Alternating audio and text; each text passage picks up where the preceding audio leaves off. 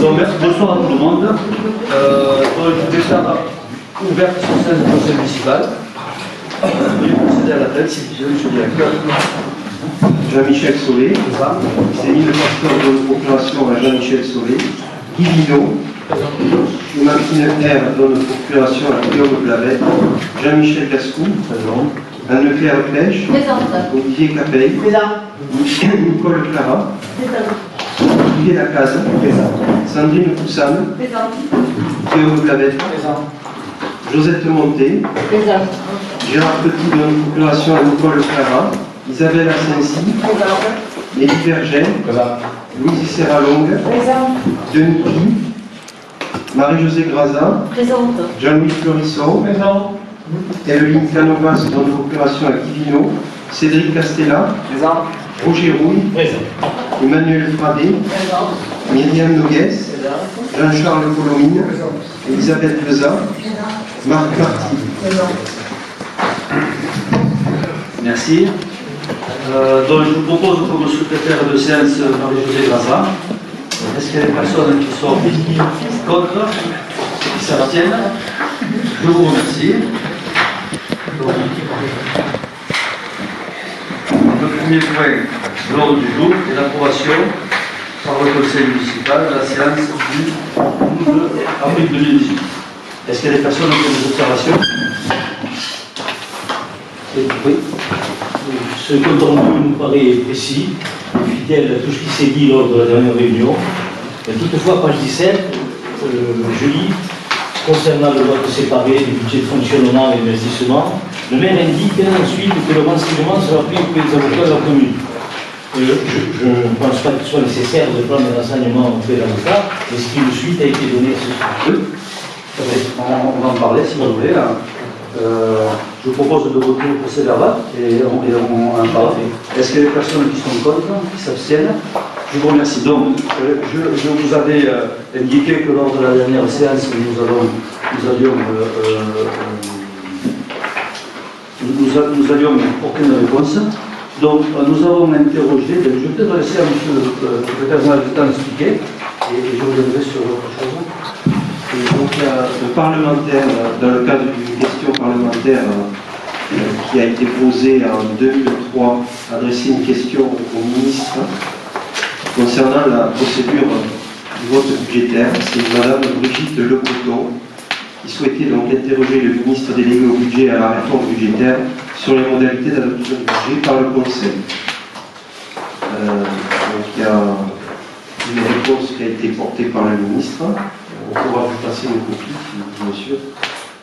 En conclusion, il est indiqué: il résulte des différentes décisions que la condition d'un vote formel sur chacun des chapitres ou articles budgétaires ne constitue pas une formalité substantielle du vote du budget.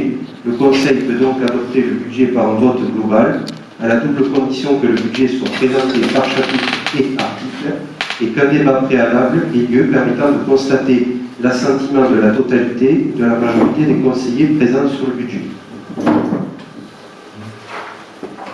Ceci date de 2003. L'assentiment de l'ensemble des conseillers. C'est ça. S'il y en a qui ne sont pas d'accord, il se passe quoi? C'est une question parlementaire. De la totalité ou de la majorité? Oui, mais une question parlementaire n'a jamais fait jurisprudence quand même. Écoutez, il s'agit de l'interprétation du droit. C'est une question parlementaire. C'est pas l'interprétation du droit. C'est la réponse d'un C'est le ministre des Finances qui répond. Oui, mais c'est pas un juge. Alors, en plus, on a recherché ce document. Jusqu'à présent, les budgets ont été votés comme ça. On n'a eu aucune remarque de la préfecture. Donc, personne qui nous a dit que notre mode de vote du budget était différent. Moi, j'ai été élu en 83, en 92. De mémoire, on a toujours voté les budgets dans la globalité pendant toute période. Et j'ai regardé dans les archives du conseil municipal, y compris sur la mandature de M. Rouille, là, tous les budgets ont été votés dans la globalité. Ça depuis tout le temps. Donc il n'y a jamais eu de vote séparé du budget. Parce que personne ne l'a demandé. Ça n'a jamais été le cas. Jamais. comment je peux dire, 30 ans, 35 ans de vie communale, à laquelle j'ai participé, à différents grades. Tous les budgets de la commune de Chaumet ont été votés dans la totalité. Tous, y compris d'autres. Oui, parce que personne n'a demandé. Donc ce document, ce document, il est de 2003. 2013, non 2003. La réponse antérieure, 2004. Et le document que je vous ai remis, je dirais ça. Enfin, on a fait cette réponse, voilà.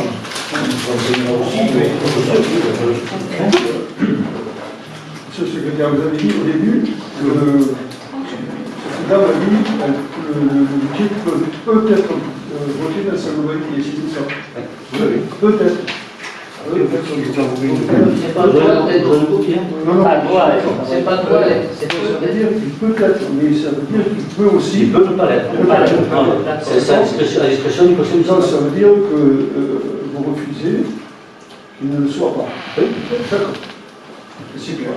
Non, je considère qu'on ne peut pas voter d'un côté les recettes et les dépenses séparément. Je pense que le budget, c'est une globalité par rapport à un acte qui est mis en place par rapport à ça. D'autant plus que peut-être que vous ne savez pas à cas, mais la tradition en Andalous, depuis un an, j'insiste à des conseils municipaux, de différentes obédiences, ont que le conseil municipal a toujours voté le budget dans sa globalité.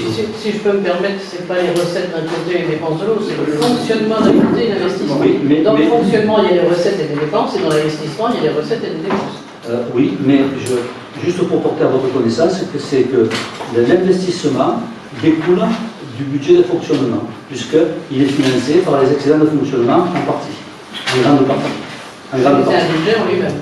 Le budget en lui-même, il est fonctionné. Et juste par rapport à ce qui est écrit ici, on peut en parler très longtemps si vous voulez, mais bon, juste à ce qui est écrit ici, le budget est présenté à plusieurs reprises et la commission des finances existe, se réunit et il y a un débat d'orientation budgétaire qui est largement commenté et je veux dire que tout le monde peut avoir accès à toutes les choses du budget et le discuter jusqu'à plus soir. Donc je pourrais comprendre cette demande si le budget était en catimini, on n'était pas ouvert à la discussion. Ce n'est pas le cas. En tout cas, ce qui nous semble, ce n'est pas le cas. Si vous êtes d'accord, on va passer au point 2. Donc le point 2, c'est Grand Site d'Occitanie, approbation du contrat, annexe numéro 1.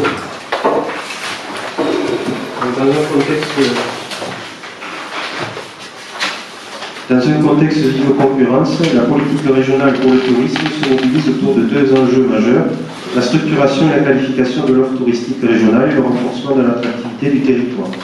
La région dispose de nombreux sites patrimoniaux, culturels, naturels et historiques, de forte notoriété qui concourent fortement à sa qualité et à son identité. Du fait de leur capital image exceptionnel, ces sites constituent des éléments de promotion et d'attractivité majeure pour les clientèles nationales et internationales et contribuent au développement et au rayonnement des territoires dans lesquels ils s'inscrivent. De plus, par l'activité qu'ils génèrent, le patrimoine est source de développement et d'emploi pour de nombreux secteurs, tourisme, bâtiment, restauration d'art et recherche. La région a donc décidé de s'appuyer sur les sites culturels, patrimoniaux, historiques et naturels exceptionnels afin de structurer au sein du territoire régional des destinations touristiques majeures. Pour encourager la fréquentation touristique toute l'année, il convient en effet de développer ou de moderniser une offre qui aura un fort potentiel d'attractivité et une capacité à générer de retombées économiques et des emplois sur le territoire concerné. C'est l'orientation 1 du schéma régional de développement du tourisme et des loisirs, validé en juin 2017, sur la qualité des territoires et des entreprises, un enjeu d'innovation et d'internationalisation, la priorité 5, structurer les destinations touristiques majeures en Occitanie. L'action 1, organiser une offre d'excellence dans les grands sites occitaniens. Afin de s'adresser à l'identique à l'ensemble du territoire régional, un appel à candidature a été lancé en juillet 2017, sur la base d'un cahier des charges clair, permettant à chacun des sites candidats de postuler à l'attribution de ce label dans des conditions d'équité, sur la base de paramètres objectifs. Attractivité, notoriété, outils de gestion, offre patrimoniale, culturelle et naturelle, structuration de l'office du tourisme et de l'offre touristique. Les territoires labellisés ont été appelés à former un projet stratégique transversal sur 4 ans qui répond aux attentes des visiteurs locaux, régionaux, nationaux et internationaux et aux capacités du territoire à le mettre en œuvre. Ce projet doit faire la part belle à l'innovation concerne le cœur emblématique du grand site, mais prend aussi en considération sa zone d'influence. La politique a pour objectif des grands sites de développer la notoriété du territoire, de structurer l'offre touristique, de mettre en réseau l'ensemble des grands sites, de favoriser l'appropriation du patrimoine, de favoriser le développement de l'activité au sein des territoires, de pérenniser et créer des emplois. Dans la région Occitanie, 40 grands sites ont été identifiés, de milieux divers, littoral, montagne, ville. 3 se situent dans le département des PO. Le premier, c'est le massif du Canigou. Le second, c'est Perpignan et son agglomération. Le dernier, c'est Couillou en Côte-Vermeille. Le contrat qui joint à l'annexe à la note a pour objet d'organiser le partenariat entre la région, le département, la communauté de communes et les cœurs emblématiques, qui sont les lieux de forte notoriété, à savoir Couillou, Port-Vent et Banyuls, de développer le projet de développement de ces cœurs emblématiques et plus largement du territoire, ainsi qu'une feuille de route répondant à la stratégie sur 4 ans, indiquant les principaux investissements, et de préciser que la collectivité chef de file sera la communauté de communes en charge de réunir les comités de pilotage liés à l'exécution et au suivi du contrat. Lors d'une réunion qui a eu lieu à l'hôtel du département le 17 mai dernier, il a été indiqué que le soutien de la région prendra plusieurs formes. Donc, au titre des études stratégiques préopérationnelles de conception et de faisabilité, le taux maximal de 50% plafonné à 100 000 €. Au titre des investissements touristiques, donc les équipements structurants, taux maximal de 35%. Le Conseil est donc invité à approuver ce projet de contrat et à donner son autorisation pour que Monsieur le maire puisse signer tout document relatif à cette affaire. Est-ce qu'il y a des personnes qui souhaitent intervenir? Dans le département, il y a 3 sites qui ont été ciblés, le massif du Canigou, Perpignan et son agglomération, et Collioure. Si Collioure est cité, je voudrais savoir si Collioure va avoir, disons, va être prioritaire dans ses aides. Les Banyuls recevra que des flotilles. Alors, est-ce que la Côte-Vermeille sera considérée, les villages de la Côte-Vermeille seront considérés sur le même pied d'égalité? Alors, il ne faut pas le dire comme ça.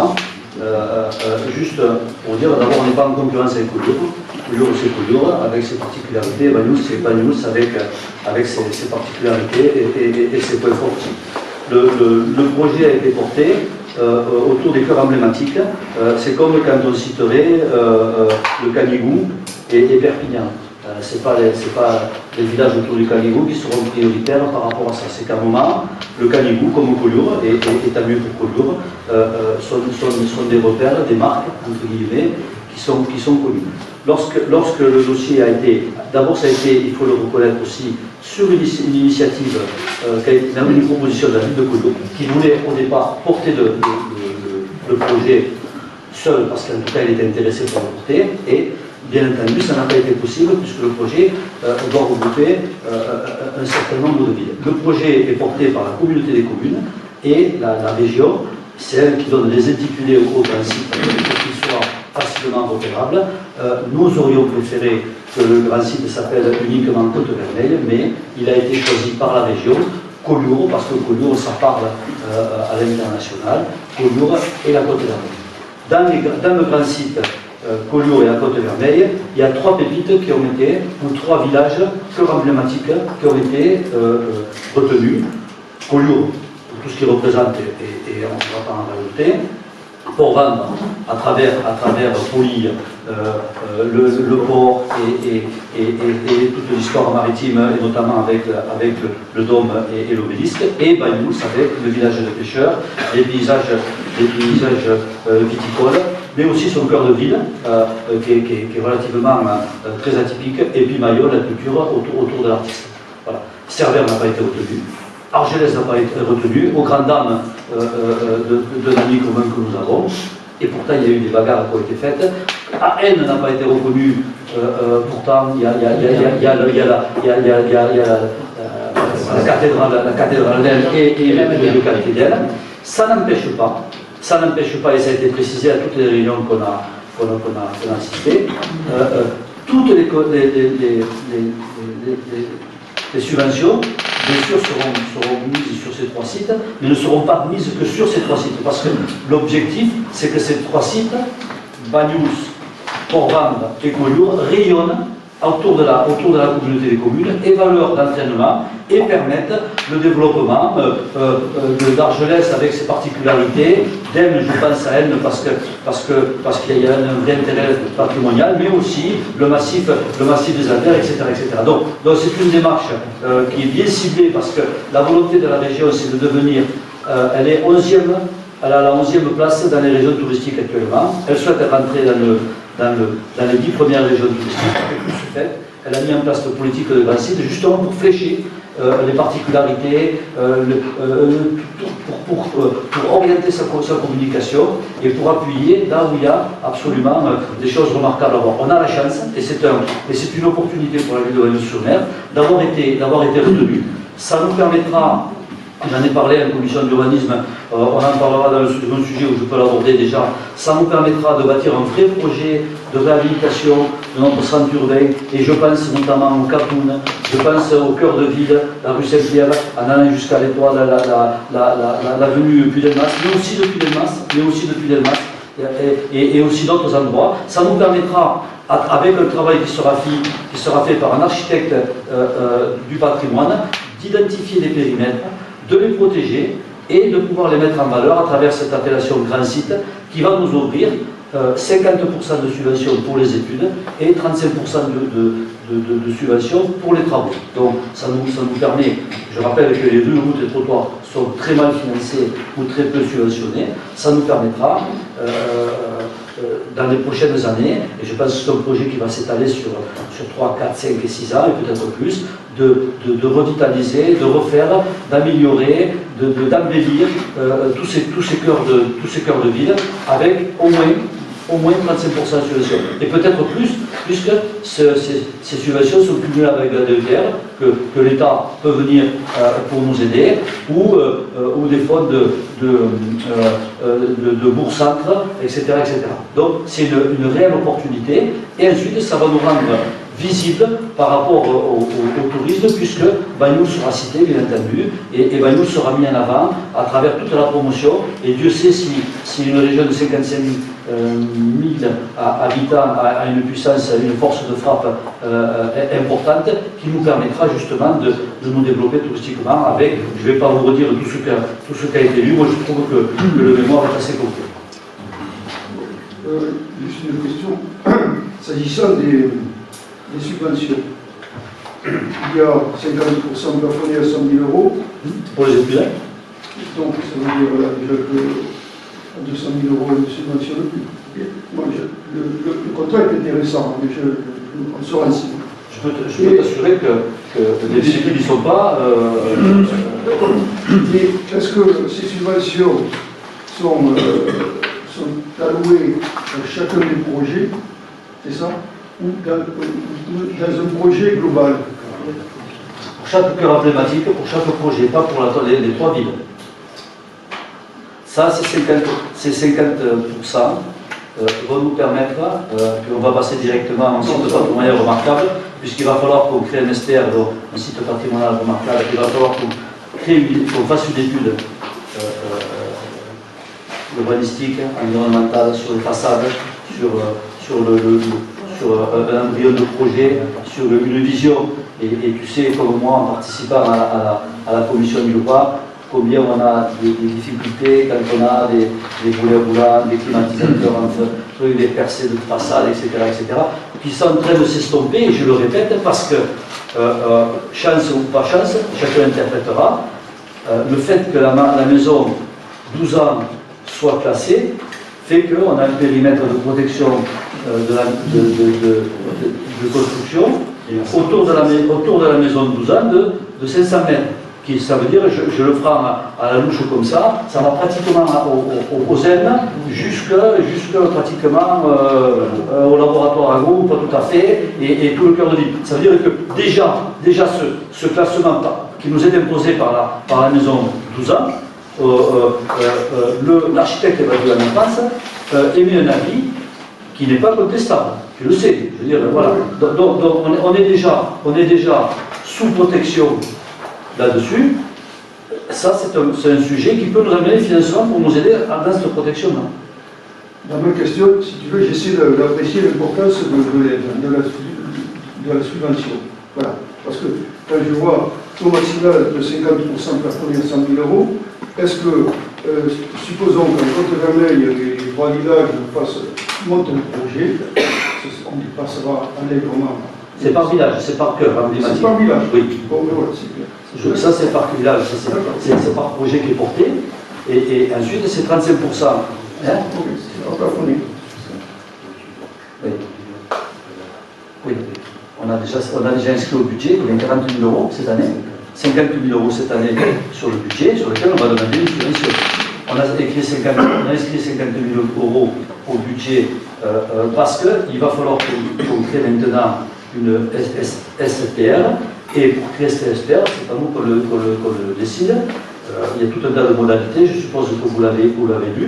Ça veut dire qu'il y a un architecte patrimonial, c'est pas un architecte entre guillemets ordinaire, pas des architectes ordinaires, mais un architecte lambda qui va venir, qui va répondre à un appel d'offres que nous allons lancer, une consultation, qui va être embauché soit seul par la commune de Vagnoux-sur-Mer, soit peut-être de manière plus pragmatique par la commune de Port-Vannes, Collioure et Vagnoux. En tout cas, Port-Vannes serait d'accord pour qu'on prenne le même, de manière à ce qu'il y ait une vision d'ensemble par rapport à ça, mais il travaillera pour Vagnoux, il travaillera pour Port-Vannes, ça peut être la même personne, et cette personne, elle délimitera un périmètre, elle délimitera des contraintes et des avantages, un cahier des charges pour gérer ce site patrimonial remarquable. Ça sera voté, je pense, en conseil municipal, et il y aura un comité de pilotage qui sera mis en place pour accompagner cette démarche. Et on en parlera, je vous le dis, en commission d'urbanisme, de manière à ce que tout le monde puisse y participer. Il n'y a aucun souci. Moi, j'ai fait une première visite avec Madame Melon, qui ne sera pas elle, puisqu'elle ne peut pas être jugée partie, mais avec qui a quand même, moi je trouve qu'elle a un joli coup d'œil, et en tout cas elle participe bien, et je trouve qu'elle est assez constructive par rapport à nos réunions d'urbanisme. Je l'ai amenée, on n'a pas eu le temps de faire tout, mais je l'ai amenée faire un tour dans le Cameroun. C'est vraiment remarquable, il y a vraiment beaucoup de choses à faire, et il y a vraiment un très joli projet à bâtir. Lequel, je ne sais rien, c'est pas moi qui l'ai décidé, on le décidera tous ensemble à travers ça. Et ces études seront financées à 50%, plafonnées à 50 000 €, à 100 000 €. Donc c'est vraiment une belle opportunité pour la ville de Vagnoux-sur-Mer. On y travaillera ensemble, je le répète, on y travaillera ensemble, parce que c'est quand même, quand on aura voté, je parle directement c'est quand même ce classement en caractère juridique, c'est une servitude d'utilité publique qui va s'imposer au PLU, donc c'est pas anodin. Mais à mon avis, compte tenu que nous avons déjà une servitude de fait de la maison de 12 ans, à mon avis, je ne vois pas de quelle façon ça pourrait l'aggraver. De toute façon, on sera vigilant là-dessus aussi. Mais c'est aussi une mesure de protection, parce que des fois on peste sur des propositions urbanistiques qu'on nous fait, et de temps en temps, on est bien content d'avoir Madame Belon qui nous aide à régler certains problèmes. Voilà, donc j'ai déjà entamé le numéro 3. Sur le point numéro 2, est-ce que vous voulez encore intervenir? Oui. Je vais juste poser une question concernant toujours les grands sites Occitanie. Quand on regarde la Convention, dans l'article 6, les obligations des grands sites Occitanie, il y a les obligations générales. Et il est indiqué, les membres du réseau Grands Sites Occitanie devront obligatoirement, il y a toute une liste de choses, notamment en termes d'outils de communication et d'inscription dans certaines actions de communication. Est-ce qu'on a une idée, parce que c'est très bien de se dire qu'on va avoir des sous, c'est pas le potentiel d'avoir des sous, mais est-ce qu'on a une idée de combien, en retour, l'inscription dans ce label peut coûter? Parce que non seulement l'office de tourisme aura des obligations, mais aussi la ville. C'est juste... Moi, je pense qu'il est un peu tôt pour avancer là-dessus. En tout cas, j'ai assisté à de nombreuses réunions, notamment une dernière au conseil départemental. J'ai assisté à plusieurs réunions avec... il y avait M. Bellamont, comment s'appelle le maire de Saint-Martin, Guillemot, qui est vice-président de la région, qui est leader là-dedans. Il y a beaucoup de choses qui ont été débattues. On n'a pas encore parlé de chiffrage. Je voudrais dire la chose suivante. Quand on regarde la ville de Bagnols-sur-Mer, et quand on va se promener, je prends le Cadoune, mais ce que je dis au Cadoune, ça peut s'appliquer à plein de quartiers à Bagnols-sur-Mer. Il y a un réel besoin de modernisation, d'entretien, de refaire les goudronnages, de refaire les rues. Si vous prenez attention, vous verrez qu'il y a de l'eau qui coule constamment sur les arcades. Donc il y a un besoin de refaire tout le réseau pluvial, etc., les embouchements. Il y a une somme considérable sur plusieurs années que moi, ou mon successeur, ou ma successrice, ou les prochains conseils municipaux devront engager pour rénover ces quartiers. Voilà, à mon avis, c'est incontournable, ou alors on va avoir des quartiers qui vont tomber en désuétude et pratiquement en ruine, et on aura perdu la bataille de la reconquête du centre urbain. Et moi je pense qu'on a intérêt à remettre de l'habitat, à ce qu'il y ait des gens qui continuent à habiter dans les centres-villes, parce que les centres-villes, c'est l'âme du village, et c'est ce qui permet à cette ville d'être ce qu'elle est. Donc on n'y coupera pas. Voilà. Donc on a la chance de pouvoir rentrer dans ce truc de grand site d'Occitanie, sur lequel les subventions seront même adoubées. D'après ce que j'ai compris, je pense qu'il y aura même des primes de 10%, donc qui seront adoubées. S'il faut faire la publication, tant mieux, parce que ça permettra de développer touristiquement la ville, et ce qui est bon pour la ville, c'est bon pour les vignerons, c'est bon pour les commerçants, et c'est bon pour les habitants, et c'est bon pour le randonnée, etc. Donc, ça fait partie de l'évolution naturelle de la ville, et moi je trouve que, porté par la région, c'est une chance. Si je peux me permettre une comparaison, j'entends maintenant que le port de Port-Vendre, je dis qu'est-ce qu'avoir le port de Port-Vendre, n'arrête pas de solliciter ou souhaite être devenu un port régional. Et ils ont raison. Quand on voit, et moi j'ai assisté sur d'autres thématiques, le développement qu'a insufflé la région au port de Sète et tout ce qu'elle arrive à faire avec cette puissance financière qu'elle a, je veux dire, on a tout intérêt à faire un partenariat avec la région et à travailler avec eux. Donc même si on en doute un peu, à mon avis, les retombées seront très importantes. C'est juste à titre d'information. On ne sait pas, je n'ai pas l'information et je ne peux pas vous répondre combien ça va coûter. Mais à mon avis, ça coûtera un peu. Mais si on fait la balance plus ou moins, je pense qu'on sera largement bénéficiaire. D'autres interventions? Je vous propose de voter le point numéro 2. S'il y a des personnes qui sont contre, qui s'abstiennent, je vous remercie. On va passer au point 3 que j'ai déjà un peu défloré. Donc, dans le cadre de l'intégration au réseau Grand Site Occitanie, initié par la région, la commune pourrait s'engager dans une démarche site patrimonial remarquable.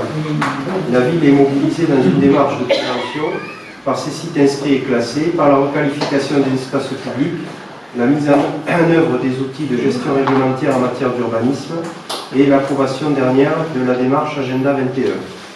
Eu égard à la richesse du patrimoine architectural de la ville, les quartiers emblématiques du Cap d'Oune pourraient ainsi être protégés, mis en valeur. La loi 2016-925 relative à la liberté de la création, à l'architecture et au patrimoine a instauré les sites patrimoniaux remarquables.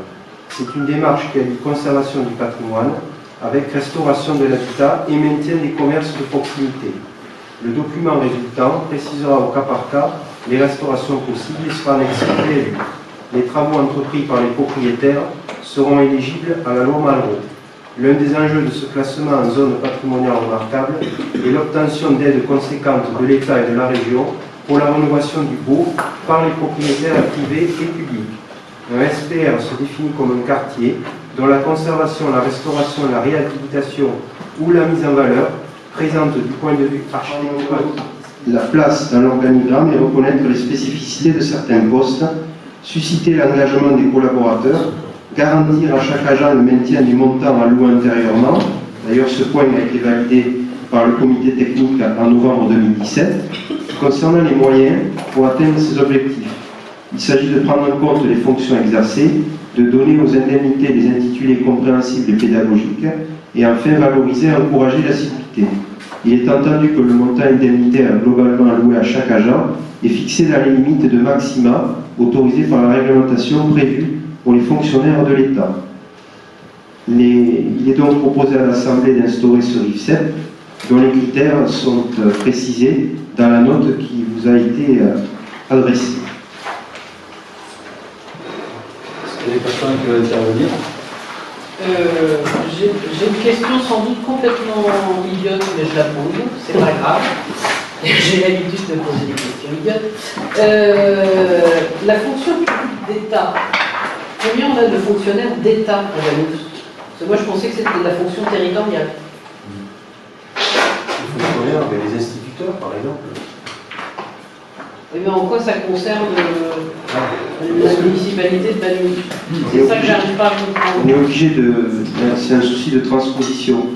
L'État est en train de modifier son régime indemnitaire pour mettre en place le RIFSEP. Et obligatoirement, ce RIFSEP doit être mis en place dans la fonction publique territoriale et hospitalière. C'est une obligation. D'accord, donc c'est une transposition dans la fonction territoriale. C'est ça.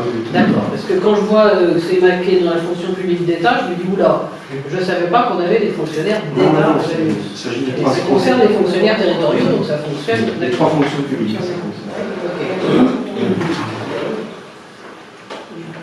Une question, monsieur Soubir, quand il est au niveau de thème 3, valoriser et encourager l'assiduité, c'est la prime au mérite.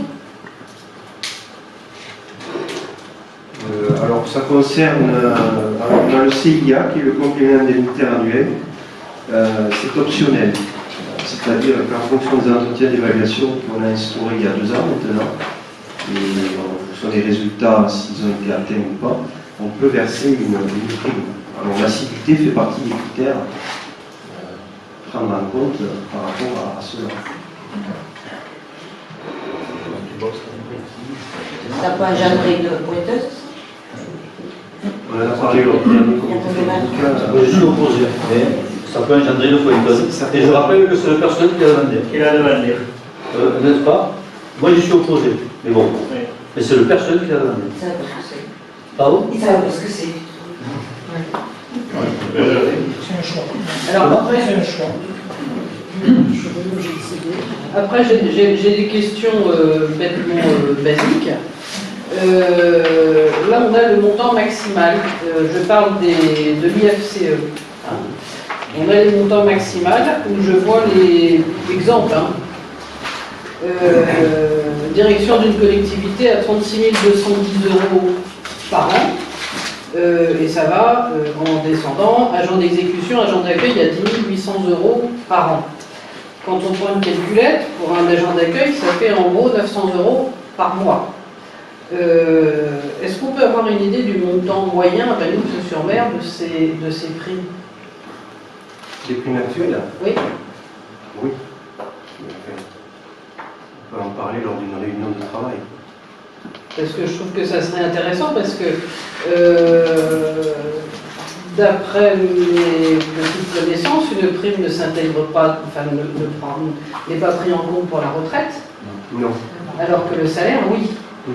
Donc, est-ce que, en faisant une politique de prime, en fait, on ne pénalise pas à terme le personnel communal et les fonctionnaires territoriaux, puisque de toute manière, arrivés à la retraite, ils vont baisser vraiment. Les charges. C'est une politique qui nous dépasse au niveau national. Mais les primes sont bien données au niveau de la commune. Elles sont variables. Elles sont variables. Je suppose que le montant est variable. Non. Le montant n'est pas variable. Alors que Alors, parce que je vois sur le papier le montant maximal. Donc, ce qui veut dire qu'ici, un agent d'accueil ici peut en IFCE, touchaient 900 € par mois de prime. Non, mais je parle des primes actuelles. Elles ne sont pas modulées, les primes actuelles. Avec ce système-là, on pourra les moduler. D'accord. Et ça va se faire comment, ça? Et donc, suite à, si vous êtes d'accord, une délibération va être prise, et après, il y aura un arrêté qui sera pris pour chaque agent, individuellement, concernant l'attribution de l'IFTS et du CIA, de l'IFSE, pardon, et du CIA. Et ça se fera après, après entretien d'évaluation. Là, ça doit se faire rapidement parce qu'on nous oblige à délibérer avant le 1er juillet. Donc, c'est pour ça qu'on délibère, les arrêtés vont être pris dans la foulée. Et donc vous avez déjà vu l'ensemble des agents? On en a parlé lors du comité technique. Non, mais vous avez des entretiens en fin d'année. Oui. Pas en fin d'année. Obligatoire. Je sais. Mais les entretiens, si vous voulez, on a pris en compte ces entretiens dans le cadre du régime actuel. Et les futurs entretiens impacteront sur ce régime-là.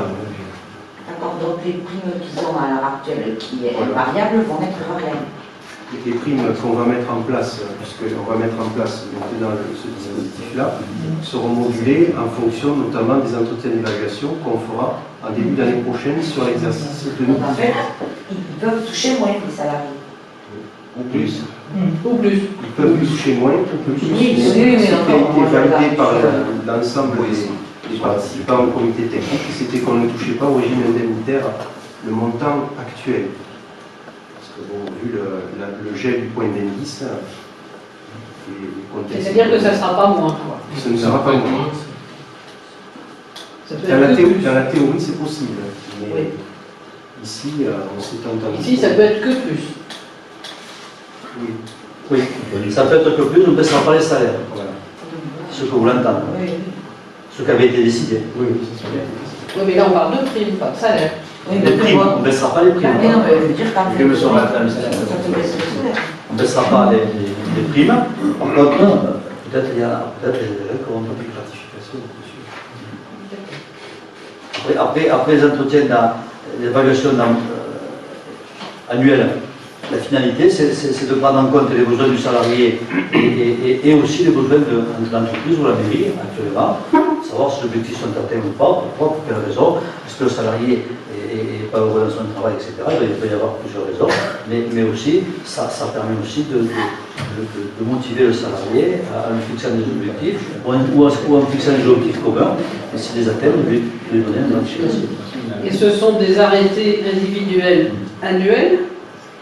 Parce que quand on regarde l'IFCE, c'est un minima tous les 3 ans. Oui.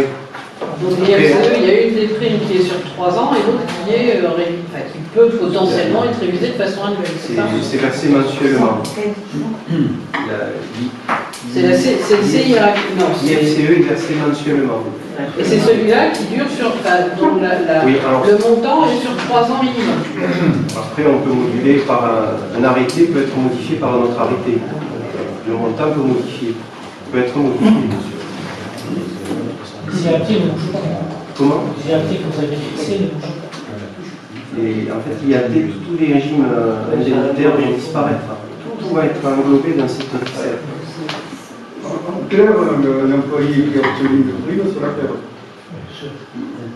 Au bout d'un certain temps. En la théorie, oui. En théorie, c'est pas l'engagement de la police. C'est ça. En fait, le CIA, c'est une prime, on va dire, comportementale. Oui. C'est ça? Manière de servir. Voilà. Oui, oui. Et l'IFSE, en fait, ce sont des critères professionnels. Voilà, c'est ça. Ok. D'accord. Donc, ce sont deux primes qui devraient remplacer un certain nombre de primes. C'est assez rigolo parce que quand on dit conditions de prime, il y a à peu près 10 primes qui existent encore. Oui. Donc, en fait, c'est aussi complexe qu'avant. La RIFSEP ne concerne pas, par exemple, les agents de police municipale. Ils sont exclus du dispositif. C'est un statut spécial. Je ne peux pas vous répondre, le législateur a décidé comme ça.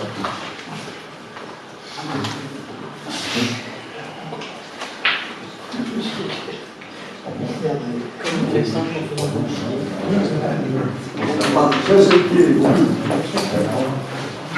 Ça a été élaboré par les SAP, on va dire, après consultation des...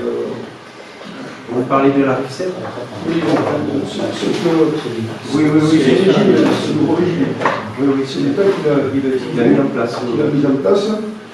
Et nous, en fait, on est là pour la valider. Pour la valider, pas pour le modifier. On ne peut pas. C'est fixé par décret. Une information. Si l'État Oui, mais il faut la prouver. mis en place, je vois pas. Et si on ne le fait pas, On sera annulé parce que le percepteur ne versera plus les primes des agents.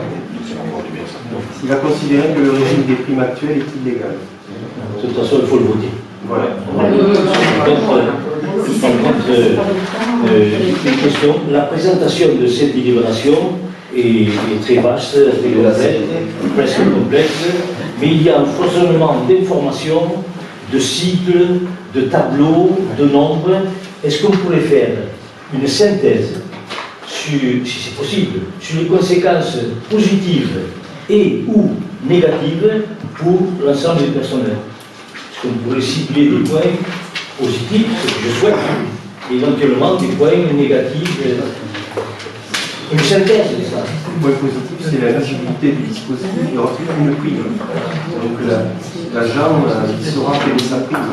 Actuellement, il y a l'IAT, l'IFTS, l'UMP, il y a tout un tas de régimes militaires.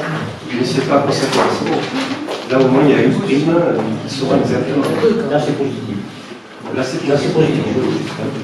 Après, ça officialise la mise en place des entretiens d'évaluation. Avant, on accordait des primes sans nécessairement qu'il y ait des entretiens d'évaluation. Ce qui est un peu dommageable. Les primes sont regroupées, elles sont des De toute façon, c'est une obligation qui nous est faite de voter ce texte. Les entretiens les chefs de service de chaque... Direct. Après, c'est le projet d'emploi qui prend la décision.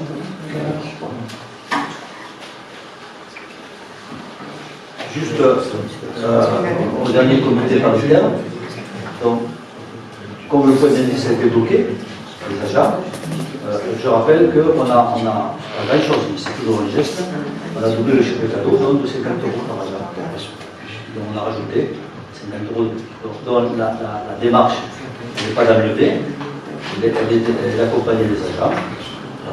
Après c'est un texte qui nous fait force de loi sur lequel on doit appliquer. En gros, l'engagement moral, puisqu'il n'y a pas d'engagement, c'est de ne pas diminuer. Il faut voter. Après, il faut le voter. Je suppose que devant cette obligation, il y a l'unanimité par rapport à ce texte. Je vous remercie. Le point 6, c'est comité technique et logistique. Comité d'hygiène, sécurité, conditions de travail, maintien du paritarisme, cession du nombre de représentants et voix délibérante pour le collège des représentants de la collectivité. Oui, donc conformément aux nouvelles dispositions concernant la composition du comité technique et du comité d'hygiène et sécurité, et dans la perspective des prochaines élections professionnelles qui ont lieu le 6 décembre 2018, le maire propose le maintien du paritarisme entre le collège employeur et le collège employé, de fixer à 4 le nombre de représentants titulaires du personnel et d'attribuer les voix délibératives pour les représentants de la collectivité, comme c'est actuellement en vigueur. Voilà. Pas de changement, d'accord? Je suppose qu'il y a l'unanimité. Je vous remercie. Le point 7, c'est structure l'action enchaînée. Sandra, œuvre de Mayol, signature d'une convention de mise à disposition à titre d'assurance. Monsieur le maire expose à l'Assemblée que Monsieur Lorquin, dirigeant de la Fondation Dina Guerny, prête gracieusement à la ville l'œuvre en bronze, l'action enchaînée Sandra, de juin 2018 à juin 2019. Ce prêt doit faire l'objet d'une convention. Le Conseil devra donc approuver ce projet et donner son accord pour que Monsieur le maire signe tout document relatif à ce dossier.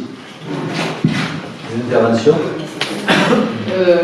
Cette statue est actuellement où? à Paris. Alors, comment se passe le transport? Qui paye le transport et quel est le montant de l'assurance pour la ville de Bayeux? Alors, Qui paye le transport, c'est nous. Voilà, on a déjà le prix. On ne devait pas le payer, mais finalement on le paie.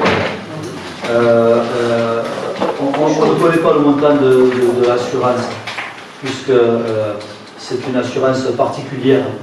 Et donc on attend demain ou après-demain de connaître le montant pour valider le transport, puisque le transport ne se fera de point à point que si la statue est assurée. Voilà. Donc on attend les modalités du prix de l'assurance. Donc moi je vous propose de voter cette convention, tout en sachant que, si je peux me permettre, même si je me réserve un peu le droit de la signer en fonction du montant de la facture, s'il ne me semble pas être exorbitant. On peut avoir une idée du prix du transport? C'est autour de 4 000 €. C'est tout. Pardon? C'est tout. Pas mal, moi je trouve que c'est beaucoup. 4 000 €? Et pas Parce que ça doit être une société spécialisée. Oui, en sachant que l'idée c'est que cette statue va descendre avec d'autres œuvres pour aller au musée Rigaud. Sur une exposition où le terme d'exposition c'est du FI.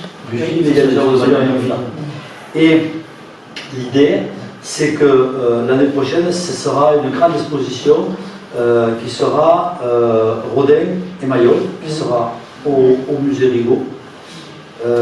Et ensuite une exposition qui sera itinérante, qui remontera à Paris, mais qui sera itinérante.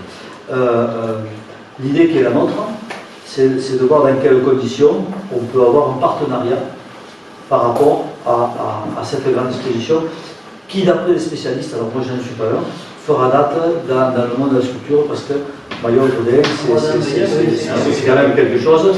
Maillol étant aussi un élève de Rodin, étant la suite de Rodin.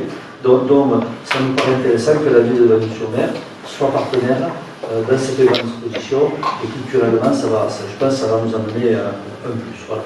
Donc cette statue, La Liberté enchaînée sans bras, est aussi une œuvre qui est une œuvre intermédiaire dans l'œuvre de Maillol, puisque c'est une statue, vous la verrez ou vous la consultez là sur Internet, où elle est d'inspiration de Rodin et tendance à venir Maillol, puisque c'est encore une œuvre où il y a beaucoup de muscles, peu de mouvements, et l'œuvre commence à s'arrondir, et c'est après l'empreinte Maillol avec ses œuvres couronnes, etc.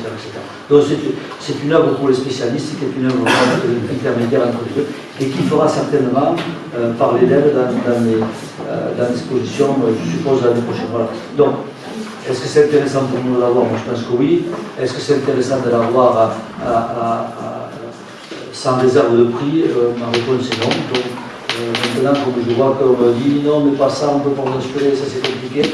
Quand on me parle comme ça, je me fais un peu lever l'oreille, je me dis, je veux savoir quand même le prix avant de signer une convention, avant de dire. Voilà. Donc, je ne le sais pas, et je n'en ai aucune idée. Voilà. Donc, ne me demandez pas, moi, je ne sais pas. Moi, je pense que je vous demander de voter cette autorisation de signer cette convention. Ce n'est pas une réserve que je mets, mais suivant, si ça me paraît fantastique comme prix, je donnerai ma suite. Parce que c'est du chantage. Il y a des limites à c'est du chantage. D'autres questions? Il faut voir si ça retrouve de garder une statue là. Mais bon, il semblerait qu'il y ait quand même le partenariat qui soit aussi peut-être intéressant à l'occasion de l'installation de cette statue, ou alors c'est complètement, les deux affaires sont complètement dissociées. C'est dans le monde de l'art, ce qui est dissocié, toutes les questions de relationnel, de choses qui s'imbriquent les unes dans les autres, d'empreintes qu'on va amener aussi à notre démarche. Ça peut paraître à certains ridicule d'avoir une politique culturelle autour de Maillol. Moi, ça me paraît important parce que la culture, c'est aussi un levier économique, c'est aussi un levier qui nous permet demain de faire la promotion de la ville. Et même si ça peut paraître fantastique, ainsi que ce que je dis, peut-être que le fait d'avoir Mayol, le fait d'être autour de la culture de Mayol, ça peut peut-être aider les vignerons de Merveille du vin, indirectement, parce qu'il y a des gens qui vont venir, qui vont visiter, qui vont s'intéresser à la vie, etc. Donc le tout c'est un tout. Actuellement, on a de très très bonnes relations avec la Fondation, avec Olivier Lorquin, ça se passe très bien. Moi, je suis quand même. C'est nous qu'on leur a demandé de substituer à Tatuel, donc c'est quelqu'un qui nous a annoncé sur une incompréhension, on ne va pas rentrer dans les détails, qu'on ne pouvait pas avoir la statue qu'on a achetée, puisqu'on a acheté une statue qui s'appelle Vert. Il fait part de notre déception, et bon, je dis, bon, on va rattraper, parce que c'est pas bien compris, je veux bien. Vous parlez de la statue en résine? Oui. J'allais dire en plastique, mais en résine. Oui, mais vous pouvez sourire. On ne peut pas l'avoir. Ça reste une œuvre majeure, ça reste une statue. Et ça reste un original. Donc on ne peut pas l'avoir. On l'aura l'année prochaine. Je l'avais déjà dit à plusieurs reprises. Il fera pour des problèmes pas de fabrication, etc. Elle ne peut être produite et livrée que l'année prochaine. Donc, en attendant, c'est pour ça que j'avais demandé à Olivier Lorquin, en me disant on est quand même très déçus de ne pas avoir la statue, etc. Bon, allez, je te descendrai celle-là, la mettre dans un ça ne coûtera pas trop cher. Voilà. Donc, ça ne coûtera pas trop cher. Vous dites que 4 000, c'est pas cher, il faut que je sais pas. Quand on connaît le déménagement d'un piano de Perpignan à Manou, je peux vous dire que.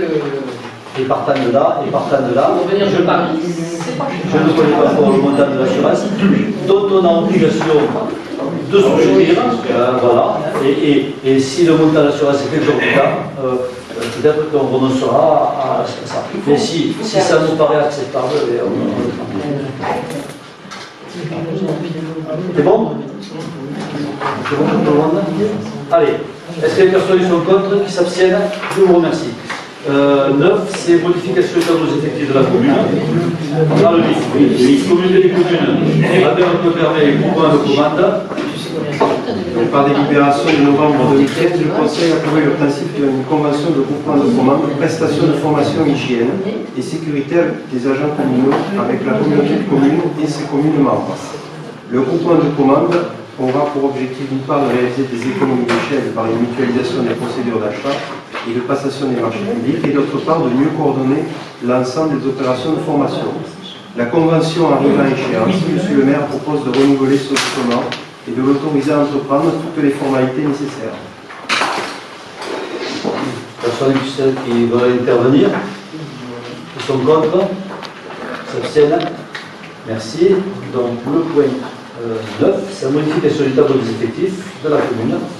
Donc, à la suite d'avancement de grade, monsieur le maire propose la création de 9 postes d'adjoint technique principal première classe, d'un poste d'adjoint administratif principal de première classe, d'un poste de brigadier chef principal, et également la création de 5 postes d'adjoint technique suite à stagiarisation, ainsi qu'un poste d'agent contractuel de droit public. Des interventions? Oui. Parce que je comprends rien. Je croyais qu'on en avait déjà un brigadier chef principal, mais maintenant on va en avoir un deuxième. C'est le grade. C'est le grade, c'est à l'ancienneté en fait. Oui. C'est ça. C'est un grade, il y a plusieurs agents de PM qui ont ce grade. Ok. Ensuite, les 5 postes d'adjoint technique suite à stagiarisation. Ça veut dire que c'est des titularisations de stagiaires. Tout à fait. C'est ça. C'est ça. Et ces stagiaires avaient été, entre guillemets, embauchés quand? Alors, quand nous sommes arrivés, en 2014, il y avait 16 contractuels. Oui. Voilà. Engagement qui avait été pris, contractuels qui ont été contractuels pendant des années. Oui. Voilà. Donc, engagement qui avait été pris sous réserve, entre guillemets, de résultats convenables, ou en tout cas pas des cas, de titulariser ces 16 contractuels. Et l'engagement avait été pris de le faire au fur et à mesure du mandat, pas faire les 16 à l'entrée. Voilà, donc ça correspond à ça c'est du personnel de cantine, c'est du personnel, c'est pas tout non plus des services techniques, et c'est pas aussi des emplois à 35 heures, il y a des mi-temps, des choses comme ça. Voilà. C'est des stagiarisations de personnel. Et sur les 16 contractuels Il en reste combien qui restent contractuels?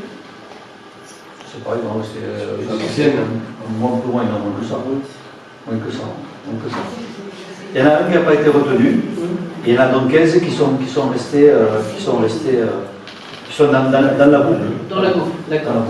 Et la création d'un poste d'agent contractuel de droit public, c'est veut dire quoi? Et c'est pour faire quoi? Et c'est donc la création d'un nouveau contractuel. C'est un recrutement, ça. C'est un recrutement, ça. Pour faire face à des besoins ponctuels, s'il y a un travail, parce que parfois on a des soucis avec des agents qui sont en arrêt maladie, on peut ponctuellement recruter quelqu'un. Et ça va être sur quel service? Et pour faire quoi? Ça dépend, si on a un besoin sur l'administratif, ce sera en mairie, sinon ce sera aux écoles, c'est en fonction de la demande qu'on a à l'interne. Oui, contractuel dépendait pas. C'est pas toujours le même contractuel. Comme un intérimaire. Oui, c'est ça. Ça fonctionne des besoins. Je rappelle que, comme toutes les collectivités, on a des salariés qui sont en accident de travail, donc qui sont en maladie, et que de temps en temps, on a recours à embaucher parce qu'on a besoin de personnel. On peut avoir une idée du nombre d'employés à la mairie, parce qu'on est complètement varié, en équivalent temps plein et en nombre de personnes concrètes qui sont titulaires, stagiaires, contractuels. C'est le tableau des effectifs, 120 à peu près. Autour de 120. 120 personnes au total. C'est pas de l'équivalent temps plein. L'équivalent temps plein, on va être à peu près à 100, 105. Oui. D'accord. Et dans ces 120, il y a combien de titulaires, de stagiaires et de contractuels? De manière Là, de tête, je ne peux pas vous le dire, mais bon. On pourra avoir communication Oui, de ça? bien sûr. Pour qu'on puisse avoir une idée, quoi.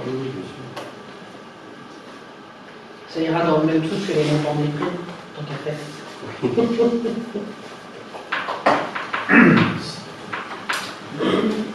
C'est bon? D'autres questions? Il y a des personnes qui sont contre, qui s'abstiennent. Je vous remercie. Le point 10, c'est l'approbation d'une convention d'adhésion à l'expérimentation d'une médiation préalable obligatoire en matière de litige administratif. Alors, le centre de gestion nous a adressé un projet de convention d'adhésion à une expérimentation d'une médiation préalable obligatoire et il nous propose d'adhérer à ce processus. Il s'agit de la MEPO, intervient dans le cadre de la gestion préalable de recours contentieux formés par des agents publics à l'encontre de certains actes relatifs à leur situation personnelle, afin de parvenir à un accord avant éventuellement de saisir le tribunal administratif. Donc, le Conseil est invité à approuver ce projet de convention et à autoriser M. le maire à signer tout document relatif à cette affaire. Intervention?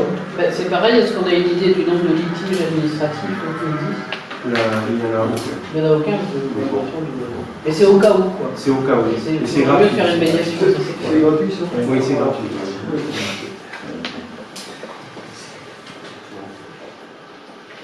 Les personnes qui sont contre, s'abstiennent. Merci. Le point 10, c'est acquisition d'une parcelle de terre 11, appartenant à Laurent Madère, rue Robespierre. Donc, M. Maderne a proposé à la commune de lui céder une parcelle de terre lui appartenant rue Robespierre, cadastrée AB 1119, de 57 mètres carrés. La route en prise sert actuellement le terrain d'assiette d'un espace public. Cette acquisition permettrait de régulariser une situation existante d'occupation publique. Le prix serait l'euro symbolique. Considérant l'intérêt que revêt pour la commune l'acquisition de la parcelle, la proposition faite par M. Maderne, les frais de notaire étant à la charge de la collectivité et la somme inscrite au budget, les membres du Conseil sont invités à se prononcer sur cette acquisition. C'est une régularisation d'une acquisition qui n'a pas été faite en temps voulu. Il faut nous donner. Je suppose que les personnes ne se rencontrent pas. Voilà, je vous remercie et il y a ça. Est-ce que dans les affaires diverses, quelqu'un veut intervenir? J'ai une question. Il semblerait que les travaux de partition sont arrêtés. Est-ce que c'est vrai d'abord? Et s'il y a une raison précise, est-ce la météo, est-ce une autre question? Non, les travaux de Martissol sont terminés. Donc, par rapport à l'entreprise qui a fait ça, il manque maintenant des démarches administratives pour faire le branchement. Donc ça donnera lieu à une migration, il restera le ticket et l'électricité sera produite. Donc ce qui concerne la voiture, c'est terminé. Par quelques bricoles, mais c'est terminé. En ce qui concerne la commune, nous avons, compte tenu des événements pluvieux, quelques dégradations sur des faux plafonds qui se sont imbibés d'eau, donc on doit revoir. On va faire aussi un grand nettoyage et on attend le passage de la commission de sécurité pour nous autorisera ou pas à ouvrir cette salle, sachant que Socotec et des organismes sont déjà venus se pencher là-dessus. Donc on est en phase de terminer ce chantier. Et Martissol, il va falloir qu'on s'y penche sérieusement dessus. Et ben, ça donnera lieu à certainement à faire un projet beaucoup plus global, plutôt que de le faire au coup partout, et d'avoir une idée de qu'est-ce qu'on peut faire de cette salle, quel est le devenir de cette salle. Je rappelle que j'en ai parlé, l'idée c'était de créer des médiathèques à Novelty, de déplacer la bibliothèque et la médiathèque à Novelty, d'enlever de Novelty ou de déplacer de Novelty une partie des clubs entre guillemets peu sportifs, danse, etc., qui pourraient être judo et d'autres clubs, je dois en oublier certainement, qui pourraient être hébergés à Martissol après travaux. Donc c'est une opération de longue haleine, une opération à tiroir, sur laquelle il faut trouver un modèle économique et qu'on ait une vision d'ensemble sur l'aménagement de Martissol, sachant que la bibliothèque qui est derrière pourrait devenir des locaux de la police municipale qui sont à l'étroit là, dans les locaux plus actuellement. Voilà. Donc c'est une opération qu'on a en tête, qui se réalisera en fonction de l'investissement qu'on mettra et du projet qu'on aura autour de Martissol. Est-ce que l'immeuble Martissol on le portera seul? Est-ce qu'on le portera avec la communauté des communes? Voilà. Donc, mais déjà on a parlé au plus pressé, on a réalisé la voiture, ça me paraît être une bonne chose pour le sécuriser.